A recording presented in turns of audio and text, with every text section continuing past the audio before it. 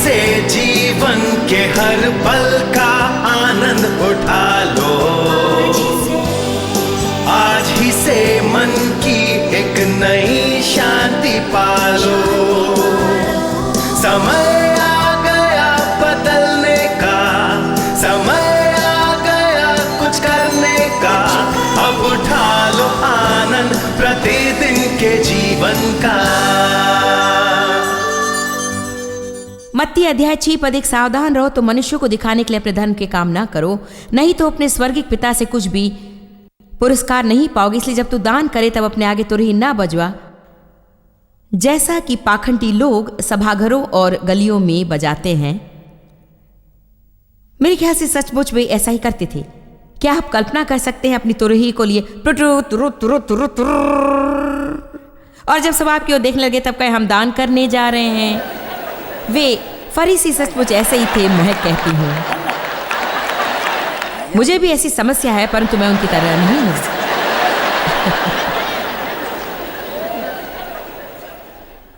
वे ऐसा करते हैं ताकि देखने वाले लोग उनकी बढ़ाई करें। ओ, क्या हम लोगों की तारीफ पाना पसंद करते हैं? मैं तुमसे सच कहता हूं कि वे पुरस्कार पूर्णतः पा चुके। उन्हें जो कुछ पाना था वे पा चुके हैं। मैं आपको अपनी एक कहानी सुनाती हूँ।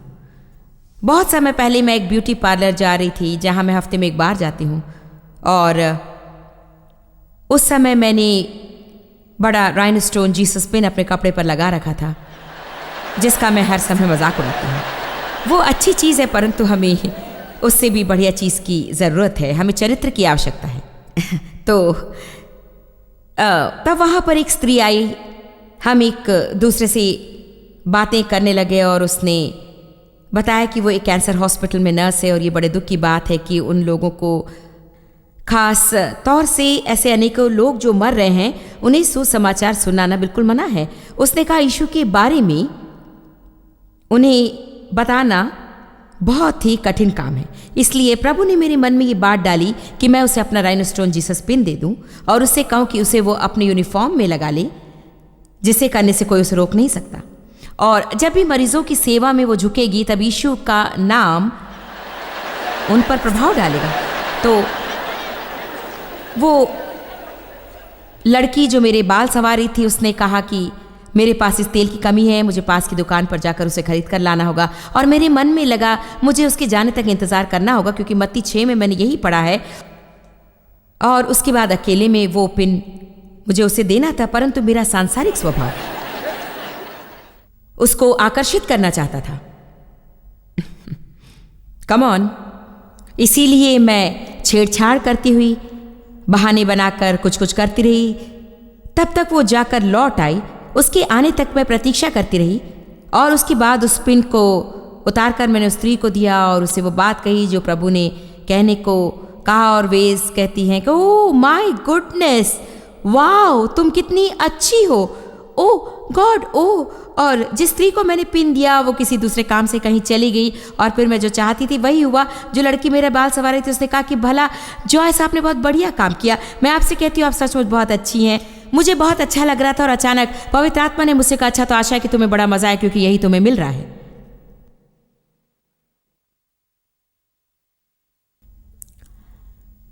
जो पुरस्कार तुम्हें मैं देने को था उसे तुमने खो दिया है।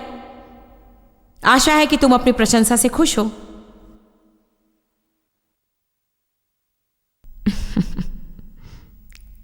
ये शर्म की बात है कि मुझे अपनी दुख भरी कहानी सुनानी पड़ती और आप सुनते रहते हैं और सोचते बेचारी जॉयस, उसकी कितनी समस्याएं हैं।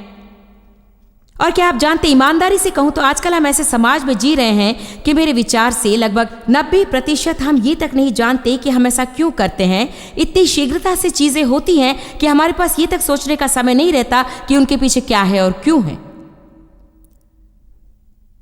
तो अब बात यह है कि उस लड़की के सामने उस स्त्री को वो पिन देना गलत बात नहीं है, लेकिन प्रभु मुझसे ऐसे विषय पर निपट रहा था जो स्पष्टतः मेरी मनोवृत्ति से संबंधित एक समस्या थी। तो मुख्य बात है कि हम जो कुछ भी करें उसे प्रभु के आदेशों के अनुसार करें। यदि आपको लगता है कि प्रभु चाहते हैं कि आप किसी काम को अकेले में करें तो अकेले में कीजिए। ऐसा करने पर आपको लगेगा कि सारी दुनिया नहीं जान सकेगी कि आपने किया, पर प्रभु जानता है। और वो आपको प्रतिफल देगा। इसीलिए चर्च में कोई कार्य करने पर या कहीं किसी की मदद करने पर या कुछ और सेवा कार्य करने पर आपको कभी कभी सावधान रहना पड़ता है, और हो सकता है कि आपकी अधिक प्रशंसा न की जाए, क्योंकि अगुआ होकर भी हम में ये दोष है कि यदि एक व्यक्ति बहुत अच्छा और बहुत मेहनत करता है और लंबे समय से काम करता रहता है, कभी कभी आप हर बार उसे देखकर धन्यवाद कहना या प्रशंसा करना भूल जाते हैं। उसका अर्थ ये नहीं कि हमें कुछ नहीं करना चाहिए, और उसका अर्थ ये भी नहीं कि प्रशंसा पाने के लिए उसे करना चाहिए। उसका अर्थ ये है कि आपको उसे करना चाहिए क्योंकि प्रभु आपसे उसे करने को कह रहा है। यदि हम चिड़चिड़े होकर ये कहें, हे प्रभु, कोई भी कभी मेरी ओर ध्यान नहीं देता, कोई मुझसे धन्यवाद नहीं कहता, मैं इसे नहीं करूंगी, इससे आपको समझ जाना चाहिए कि आप अच्छे उद्देश्य के साथ उस कार्य को नहीं कर रहे हैं। कुछ लोग हास्यास्पद दृष्टि से मुझे देख रहे हैं। हमें सोच विचार करना चाहिए। जब तू दान करे तो जो तेरा दाहिना हाथ करता है उसे तेरा बायां हाथ न जानने पाए। इसका तात्पर्य क्या है? कोई भलाई करने के बाद जब आप घर जाते हैं तो उसी सोच में आप डूबे मत रहिए। कम ऑन नाउ, यहां एक स्त्री है जो मुझसे सहमत है। आप ही कम ऑन धन्यवाद। ये हर बात पर मुझसे सहमत होती हैं। शायद मेरी आत्मा आप में है और आप में मुझ जैसा व्यक्तित्व या मनोभाव है, जानती है कि मैं क्या कह रही हूं। हम बस इसे सोच में लग रहते हैं, मैंने ये किया और उन्होंने ऐसा कहा और मैंने वो किया और उन्होंने वैसा कहा और मैंने ये किया। अपने प्यारे स्वयं को छोड़ दीजिए।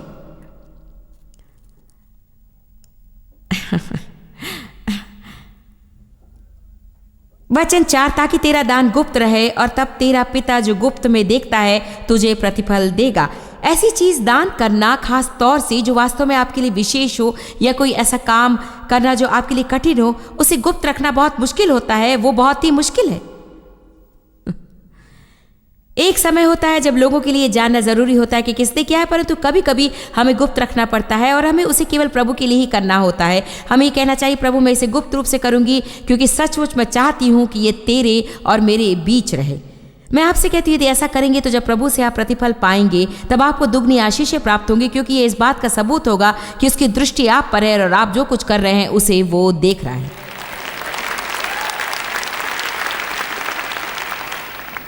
वचन 5, जब तू प्रार्थना करे तो कपटियों के समान न हो, क्योंकि लोगों को दिखाने के लिए सभाओं में और सड़कों की मोड़ों पर खड़े होकर प्रार्थना करना उनको अच्छा लगता है। मैं तुमसे सच कहता हूं कि वे अपना प्रतिफल पा चुके। परंतु जब तू प्रार्थना करे, अपनी कोठरी में जा और द्वार बंद करके अपने पिता से जो गुप्त में है प्रार्थना करो, और तब तेरा पिता जो गुप्त में है तुझे प्रतिफल देगा। यहाँ फिर से हम देखते हैं कि लोगों के सामने प्रार्थना करना ठीक है। वो हमेशा कहता है कि यदि आप उसे लोगों को दिखाने के लिए करेंगे, तब दूसरा कोई आपके बारे में नहीं जानता है, लेकिन आप खुद अपने बारे में जानते, केवल मुझे ही मेरे बारे में मालूम है। अपने आप के प्रति ईमानदारी जताने में कम समय लगता है। वास्तव में 28 वर्ष पहले 1976 के फरवरी महीनों में मुझे पवित्र आत्मा का अभिषेक मिला। तब सबसे पहले पवित्र आत्मा ने मुझे एक पाठ सिखाया और तब से मैं प्रभु के वचन से प्रेम करने लगी। उससे पहले भी मैं एक मसीह थी, लेकिन उतनी कट्टर नहीं थी। मैं नाम के वास्ते चर्च जाती थी और दोनों में बड़ा अंतर है। लेकिन जब मैंने सचमुच संपूर्ण रूप से खुद को प्रभु के लिए समर्पित किया, दोनों में भेद है कि यीशु हमारा उद्धारकर्ता और हमारा प्रभु है। आप स्वर्ग के मार्ग पर चलने वाले होते हुए भी यहां रहकर वास्तव में प्रभु के लिए कोई अच्छा काम नहीं कर रहे हैं। इसका प्रमुख तात्पर्य यह है कि प्रभु चाहता है कि हम नमक और ज्योति के रूप में यहां रहें, ताकि लोग हमारे जीवन को देखकर उसे पाने की इच्छा रखें जो हमारे पास है। एक ही उपाय है कि हमें ऐसा जीवन जीना होगा जो प्रभु को प्रसन्न करने वाला हो तथा सब बातों में प्रभु को प्रसन्न करने की इच्छा से पूर्ण हो। आमीन।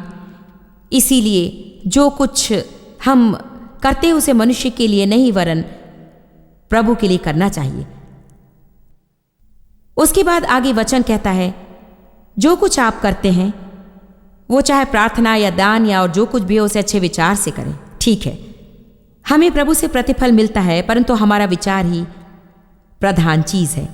हमारा कर्म हमारे प्रतिफल को निर्धारित नहीं करता है, ये काम हमारा विचार करता है। विचारों पर ही प्रतिफल आधारित। इसलिए प्रभु ने उस विधवा के बारे में कहा है जिसने बहुत बहुत बहुत कम पैसे दान की पेटी में डाला। बाइबल उसे विधवा का दान कहती है, और प्रभु ने उस विधवा को भरपूर आशीष दी, क्योंकि सचमुच उसने अपना सब कुछ दे दिया था। उन सब धनवानों से इस गरीब विधवा ने महान दान दिया, क्योंकि मुख्य बात ये नहीं कि आप कितना देते, वरन ये कि आप अपने लिए कितना बचाते हैं। देखिए, यदि किसी के पास 100 रुपए हो और वो 10 रुपए दे देता है तथा किसी और के पास 1 रुपया हो और वो 1 रुपया देता है, तो स्पष्टता प्रभु की दृष्टि में जिस व्यक्ति ने 1 रुपया दिया उसका दान 10 रुपया देने वाले से बढ़कर है, क्योंकि उसका त्याग महान है। यूहन्ना का 12वां अध्याय। यूहन्ना की पुस्तक पर निशान रखकर निकाली इफिसियों 6 से 8 तक। इफिसियों अध्याय 6 से 8 तक। वैसे विषय का आरंभ वचन 5 से होता है। यहां कहा गया, सेवकों, जो लोग तुम्हारे सांसारिक स्वामी हैं, उनकी आज्ञा आदर, भय और निष्कपट हृदय से मानो, जैसे मसीह की आज्ञा तुम मानते हो। वचन 6, मनुष्यों को करने वालों के समान दिखावे के लिए उनकी सेवा ना करो, पर मसीह के सेवकों के समान मन से परमेश्वर की इच्छा पर चलो। वचन 7, उस सेवा को मनुष्यों की नहीं परंतु प्रभु की सेवा जानकर सच्चे हृदय से करो, क्योंकि तुम जानते हो कि जो कोई जैसा अच्छा काम करेगा, चाहे वो दास हो चाहे स्वतंत्र व्यक्ति, वो प्रभु से वैसा ही प्रतिफल पाएगा। मैं एक उदाहरण देना चाहती हूँ। मुझे याद है कई सालों पहले जब मैं एक गृहस्थ थी और मैं खाना पकाने में इतनी मेहनत करती थी और ये सोचते हुए कि हे प्रभु कृपा कर मेरे परिवार वाले सिखा कर कहे कि बड़ा ही स्वादिष्ट भोजन है। कम ऑन, ठीक है, रहने दीजिए। परंतु देखिए, यदि मैंने प्रभु के लिए अपने परिवार वालों की सेवा की होती तो शायद खुद को कई रात गुस्से में बिताने और चिड़चिड़े होने से बचा सकती थी। और अच्छा होता यदि मैं उनसे ये उम्मीद ना करती कि मुझे जो करना था उसे करने पर वे मेरी प्रशंसा करें। क्या आपका भी यही हाल है या केवल मैं ही एक ऐसी हूं जिसे कभी कभी ऐसे गंदे विचार आते हैं? कितने लोग जानते कि हम दोहरा जीवन जीते हैं। हमारा एक जीवन है जो हम आंतरिक रूप से जीते हैं और दूसरा जो बाह्य रूप से जीते हैं। हमारे कर्मों द्वारा हम लोगों से यश प्राप्त करते हैं, लेकिन हमारे हृदय के विचारों द्वारा प्रभु से स्वर्ग में हम यश पाते हैं। हमें पृथ्वी की अपेक्षा स्वर्ग में यश व ख्याति पाने की चिंता करनी चाहिए। यह आश्चर्य की बात है कि कितनी ही बार हमारे कामों से लोग प्रसन्न न होने के कारण हम अपनी पद्धति बदल लेते हैं। हमें लोगों को प्रसन्न करने के लिए जीना चाहिए, मनुष्यों को नहीं। यूहन्ना अध्याय 12।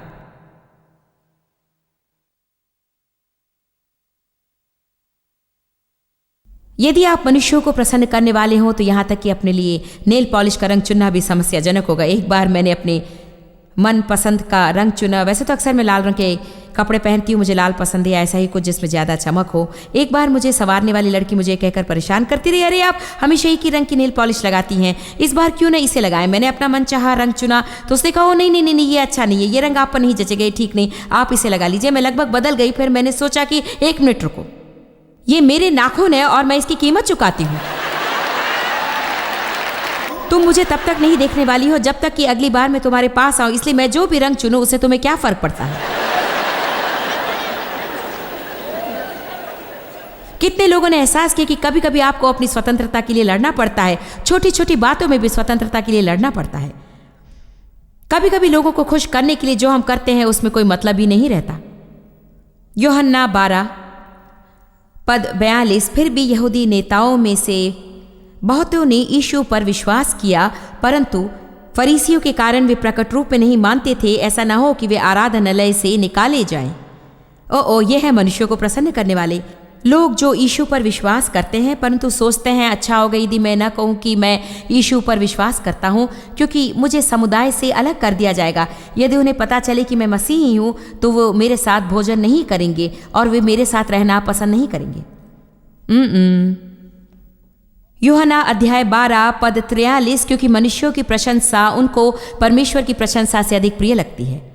मनुष्यों की संगति उनको परमेश्वर की संगति से अधिक प्रिय लगती है। ये दुख की बात है ना? जानते हैं गलातियों 1:10 में प्रेरित पौलुस ने क्या कहा है? मैं नहीं चाहती कि आप पन्ने पलट कर देखें, पर उसने कहा है, यदि मैं अब तक मनुष्यों को ही प्रसन्न करता रहता तो मसीह का सेवक ना होता। देखिए, सभी हमारी तरह नहीं हो सकते कि परमेश्वर की इच्छा पूरी करें। दोबारा सुनिए, हमें प्रभु के लिए जीना है तथा मनुष्यों को प्रसन्न करने वाले न रहकर हर प्रकार से प्रभु को प्रसन्न करना चाहिए। क्या आप जानते हैं कि शाऊल मनुष्यों को प्रसन्न करने वाला होने के कारण उसके हाथ से शासन चला गया? शाऊल ने पहले कभी नहीं सोचा था कि वो एक राजा बनेगा, क्योंकि जब लोग उसकी तलाश में आए कि उसका अभिषेक करे तब वो ढेर के पीछे छिपा हुआ था। उसे ढूंढकर लाना पड़ा। वो एक कायर था जो एक प्रकार से असुरक्षा है। उसे इस बात की अधिक परवाह थी कि लोग उसके बारे में क्या सोचते थे, ना कि प्रभु क्या कहता है। उन्होंने शाऊल को चुना क्योंकि वो ऊंचा कद व सुंदर मुख वाला था। प्रभु नहीं चाहता था कि उनका कोई राजा हो। पहले शमूएल में आप ये वृत्तांत पढ़ सकते हैं। प्रभु ने कहा, मैं तुम्हारा नेता रहना चाहता हूं, मैं चाहता हूं कि तुम मेरी सलाह मानो, परंतु तुमने कहा नहीं, हमें एक राजा चाहिए। उसने कहा, अच्छा तो तुम किसे राजा बनाना चाहते हो? वे इस ऊंचे कद वाले सुंदर युवक को राजा बनाना चाहते थे, परंतु जब वे उससे मिलने गए तब वो सामान के ढेर के पीछे छिपा था। वो राजा बनना नहीं चाहता था। आगे आप शाऊल की कहानी पढ़ेंगे तो देखेंगे कि उसे कुछ निश्चित कार्यों को करने से मना किया गया था जिसे उसने किया। जब शमूएल ने कहा, तुमने प्रभु की आज्ञा के विरोध क्यों किया, तब उसने कहा, लोग बिछुड़कर जाने लगे, मुझसे वे दूर हो जाने का मुझे डर था। अंत में शमूएल ने भविष्यवाणी करके कहा, आज तेरा राज्य तेरे हाथ से निकल जाएगा। मैं आपसे कुछ कहना चाहती हूँ, जो भी चाहता है कि प्रभु उसे जैसा बनाना चाहता है वैसा वो बने, तो उसे ये आशा नहीं रखनी चाहिए कि उसके हर काम से मनुष्य प्रसन्न होंगे। क्या आप कल्पना कर सकते हैं कि हमारी स्थिति में रहकर क्या आप हर समय मनुष्यों को प्रसन्न करने का प्रयास कर सकते हैं? कुछ लोग सोचते हैं कि सभा का समय बहुत कम है और कुछ सोचते हैं कि वो बहुत लंबा है। वे मुझे टीवी पर देखना चाहते हैं, लेकिन ये बत्तियां जलना बिल्कुल नहीं चाहते। खैर, यदि रोशनी ना होती तो हमारे पास टीवी नहीं होता। मुझे रोशनी पसंद नहीं, वे मेरी आंखों पर पड़ती हुई मुझे गर्म करती हैं, लेकिन हमें उनसे भी निपटना जरूरी है। जब हम टीवी पर कोई नया कार्यक्रम प्रस्तुत करते हैं तब कुछ लोग उसे पसंद करते हैं, कुछ लोगों को वो अच्छा नहीं लगता, कुछ लोग चाहते, कुछ लोग नहीं चाहते। और क्या आप जानते हैं, इनकी बातों में आकर हमारा दिमाग बिल्कुल खराब हो जाता है। क्या आप सुन रहे हैं? यदि आप कोशिश करेंगे तो बिल्कुल ही पागल हो जाएंगे। बहुत सारे लोगों के आगे खड़े होने वाला व्यक्ति ये कैसे सोच सकता है कि वो सभी लोगों को खुश कर सकेगा? अभी या बाद में आपको निर्णय लेना ही होगा कि मैं प्रभु को प्रसन्न करूंगी। वही एक है जो हमेशा मेरे साथ रहेगा, उसी को मैं खुश करूंगी। यदि प्रभु खुश हो तो क्या होगा? यदि प्रभु प्रसन्न हो, मैं आपको एक रहस्य बताती हूँ, यदि प्रभु प्रसन्न होगा तो आप भी खुश होंगे, क्योंकि वो आप पे वास करता है। कई बार हमें खुशी का अनुभव नहीं होता और हम प्रसन्न नहीं रहते। इसका प्रधान कारण है दुखी होना, क्योंकि लोगों की बातें मानकर, प्रभु की आज्ञा न मानकर हमने प्रभु को दुखित किया है। देखिए, इन सब बातों को कहकर मैं ये सुझाव नहीं दे रही हूं कि आप बिल्कुल दूसरे हद तक जाकर लड़ाकू विचारधारा रखें। अच्छा प्रभु, तू जो भी सोचे मुझे परवाह नहीं, इस क्षण से मैं खुद को प्रसन्न करने लगूंगी। मेरे कहने का तात्पर्य ये नहीं है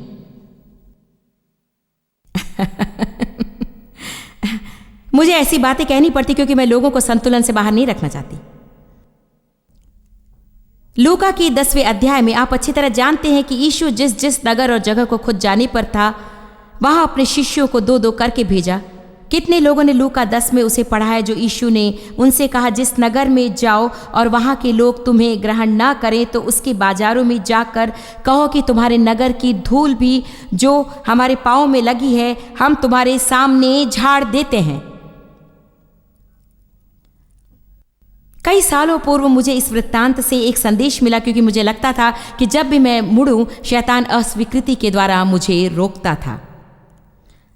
पहली बार जब मैं सेंट लुइस की गलियों में सेवकाई करने का प्रयास कर रही थी, मैं घर पर बाइबल अध्ययन चलाया करती थी, परंतु मुझे लगा कि मुझे अपने चर्च के साथ शामिल होना चाहिए। वे गलियों में सेवकाई किया करते थे। सचमुच में वैसी नहीं थी, वास्तव में मुझे उसकी परवाह नहीं थी, लेकिन मैं भी प्रभु के लिए उसे करना चाहती थी। इसीलिए हफ्ते भर काम करने के बाद शनिवार की सुबह हम अपने बच्चों को साथ लेकर सेंट लुइस की गलियों पर निकल जाते और बहुत ही ठंडे मौसम में पत्रियाँ बांटा करते थे। पहली बार जब मैं इसे करने लगी, पहली पत्री मैंने जिस व्यक्ति को दी, उसने मेरे हाथ से उसे उड़ाते हुए कहा, ऐसी अनशन बातों वाली पर्ची मुझे नहीं चाहिए।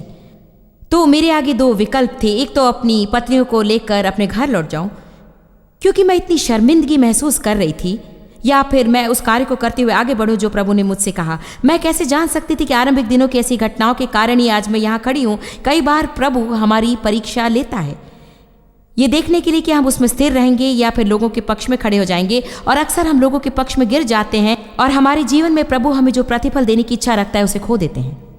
इसीलिए लोग जो भी सोचे, आपको धूल झाड़कर प्रभु जो आपसे करने को कहता है उसे करने लगना चाहिए। जो भी करते हो प्रभु के लिए करो। निकालिए कुलुस्सियों 1:10।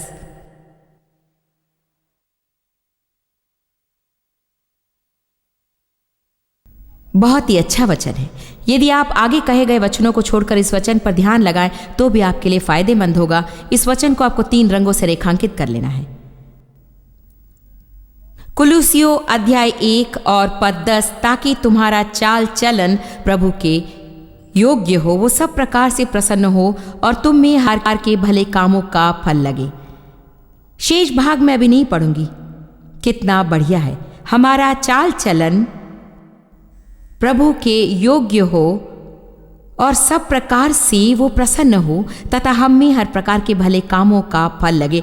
बाइबल कहती है अपने शरीर में प्रभु का आदर करो, अपने खान पान से उसका आदर करो, अपने विचारों से उसका आदर करो। मैं मानती हूँ कि हमारे पहनावे से भी हमें प्रभु का आदर करना चाहिए। मैं मानती हूँ कि हमारे हर काम में उसका आदर करना चाहिए। आमीन। मैं एक और बात बताना चाहती हूँ। एक बात जो हमें अक्सर मुसीबत में डाल देती है वो ये है कि हम अक्सर लोगों के लिए कुछ करने की कोशिश करते हैं और फिर उम्मीद करते हैं कि उसके बदले में लोग हमारे लिए कुछ करें। अब मेरी बात सुनिए, यही हमारे रिश्ते नातों में अनेक समस्याएं ले आता है। आपके लिए मैंने ये किया और विश्वास नहीं होता कि आपने मेरे लिए ये नहीं किया। यद्यपि हम कुछ ना कहें, हम ऐसा सोचते हैं। विश्वास नहीं होता कि आपके लिए मैंने इतना कुछ किया और फिर भी आप मुझसे ऐसा व्यवहार कर रहे हैं। झूठी अव्यवहारिक प्रत्याशाएं या अप्रत्यक्षित प्रत्याशाएं, और इस प्रवचन के संदर्भ में इस तरह से कहना बेहतर होगा अप्रत्यक्षित प्रत्याशाएं।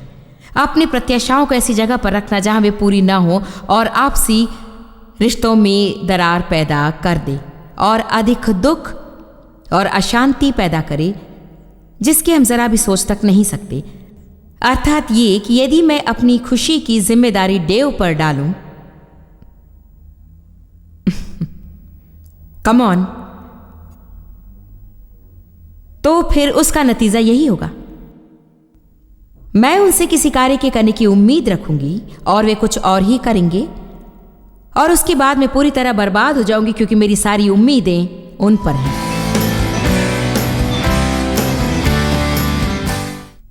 विश्वासियों के नाते हम बाह्य प्रचार के लिए बुलाए गए हैं। हमें अंदर ही अंदर पड़े पड़े केवल खुद की सहायता नहीं करनी है, दूसरे लोगों तक पहुंचकर उनकी मदद करनी चाहिए और ऐसा करने पर प्रभु हमारे जीवन की ज़रूरतों को पूरा करने के लिए अच्छी फसल देगा।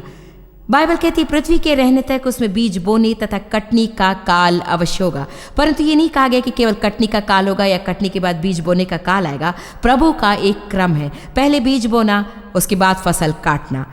हम संसार भर के विभिन्न लोगों तक पहुंच रहे हैं और उनमें से अनाथों तक पहुंचना मुझे अधिक आनंद देता है। हम आपको एक छोटी सी झलक दिखाएंगे कि जॉयस मेयर मिनिस्ट्रीज संसार भर के अनाथों के लिए क्या करती है और हम आपसे निवेदन करते हैं कि आज आप प्रेम में एक विशेष बीज को बोइए जो ऐसे लोगों के लिए प्रयोग किया जा सके। याद रखिए, जो आप दूसरों के लिए करेंगे उसे प्रभु आपके लिए अवश्य करेगा। बस अपने उत्तम भेंट हमें भेजिए, इन लोगों तक पहुंचने में मदद कीजिए।